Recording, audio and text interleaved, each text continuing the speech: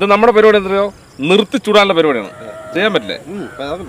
പറയുമ്പോ പലർക്കും തോന്നും എന്താണ് ജയറാമിനെ എങ്ങനെ പറഞ്ഞുകൊണ്ടിരിക്കുന്നത്. ഈ കാട്ടു ഫ്രോഡായിട്ടാണ് എനിക്ക് തോന്നിയിട്ടുള്ളത്. ഈ കള്ളനായിരുന്നോ? ഞാൻ കള്ളനല്ല.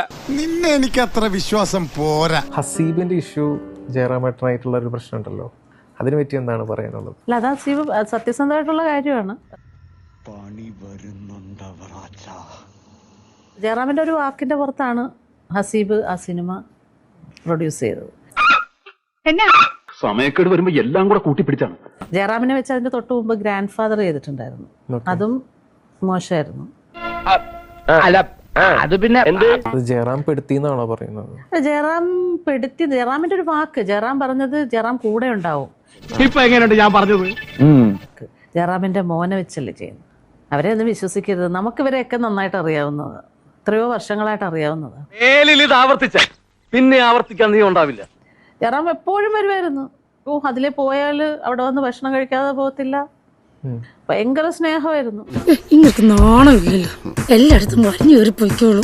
കേട്ടിടത്തോളം വെച്ച് ഇതാകപ്പാടെ ഒരു നനഞ്ഞ പണിയാണല്ലോടാ.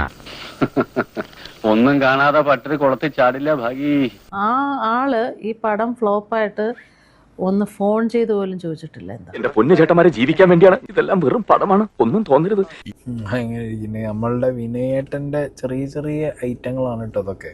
നാണമില്ലാത്തവന്റെ പ്രശ്നത്തിൽ ഒരു ആല് കളിച്ചാൽ അതും അവനൊരു തണലാണെന്ന് ഷേക്സ്പിയർ പറഞ്ഞിട്ടുണ്ട്. ഈ പറഞ്ഞ ജയറാമിന്റെ മകനെ വിളിച്ച് കുട്ടിക്കാലത്തെങ്ങാണ്ട് വല്ല പടം അഭിനയിപ്പിച്ചിരുന്നെങ്കിൽ രക്ഷപ്പെട്ടു പോവായിരുന്നു. ചെക്കൻ വലുതായി വന്നപ്പോ പിന്നെ ഇപ്പൊ പോലും ഒരു പടം എടുത്തു കഴിഞ്ഞാൽ ഇട്ട പൈസ തിരിച്ചു കിട്ടില്ല, 8 നല്ല പൊട്ടും. പിന്നെയാണ് 2019 ഞാനൊരു കോമാളിയായോടാണല്ലോ. അപ്പൊ പിന്നെ ജയറാം എന്ന് പറഞ്ഞ ഒറ്റ ഫാക്ടറിന്റെ മുകളിലാണ് ഇയാൾ പൈസ മുടക്കിയെന്നുള്ളത് വളരെ എവിഡന്റ് ആണ്. എന്റെ തല കറങ്ങുന്നല്ലോ കൂട്ടുന്നേരെ. തന്റെ തലയല്ലേ കറങ്ങുള്ളൂ, എനിക്കിത് കേട്ടിട്ട് എന്റെ ദേഹം മുഴുവൻ കറങ്ങും. ഇപ്പൊ എടുത്താളൊക്കെ ഈ ചെക്കനെ വെച്ചെടുത്ത ആൾക്ക് കാശിന് കൊള്ളാത്ത വടയി മാറുക. കാരണം അവനെ കൊണ്ട് പറ്റാത്ത പരിപാടിയാണ്. എടാ സോറി, ഞാൻ കളിയാക്കാൻ ചിരിച്ചല്ല. സാരമില്ല, ഇത് കേൾക്കുന്ന എല്ലാവരും ചിരിക്കാറുണ്ട്. ഓക്കെ, അങ്ങനത്തെ ഒരു പണി ഇപ്പോഴേ അറിയാത്ത ഒരുത്തൻ പിന്നെ അന്ന് അഭിനയിക്കുവോ? ഇല്ലല്ലോ. അപ്പൊ അച്ഛനെ കണ്ടിട്ട് തന്നെ കൊടുത്ത കാശായിരിക്കും ആ പാവം. ഒരു മനുഷ്യനെ മനഃപൂർവ്വം ചതിക്കുന്നതിനേക്കാൾ വലിയൊരു നീചപ്രവൃത്തി ഈ ലോകത്ത് വേറെ ഇല്ല.